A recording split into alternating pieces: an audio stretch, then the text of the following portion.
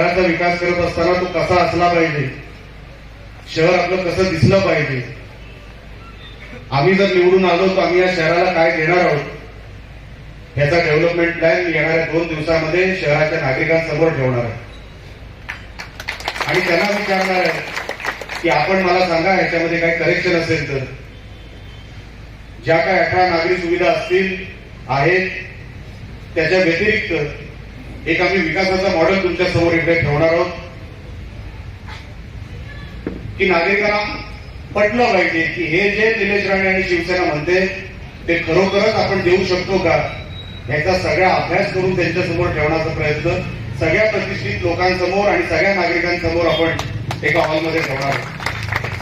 कारण का आपल्याला खोटं करायचं नाही. लोकांना जे खरं आहे, जे देऊ शकतो तेवढंच मला त्यांना सांगायचं आहे. जेवढे नियोजनामध्ये बसू शकतं तेवढंच मला त्यांना सांगायचं. त्याच्या पलीकडे मी खोटं बोलू शकत नाही, खोटं बोलणार नाही. की ज्या लोकांनी मला 10 वर्षानंतर आमदार केला त्यांच्याशी जर मी खोटं बोललो तर देव मला माफ करणार नाही, अजिबात करणार नाही.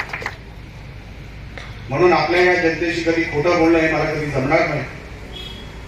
एक शहर कसं उभं राहावं, आमच्या उमेदवार कसे आहेत, आमच्या उमेदवार शांत, संयमी, निष्कलंक असे उमेदवार आम्ही शिवसेनेतून उभे केलेत. फक्त आमच्या वराडकर मॅडम नाही तर सगळेच आमचे उमेदवार कोणाच्याही वर भ्रष्टाचाराचा घात तुम्हाला शोधून सापडणार नाही.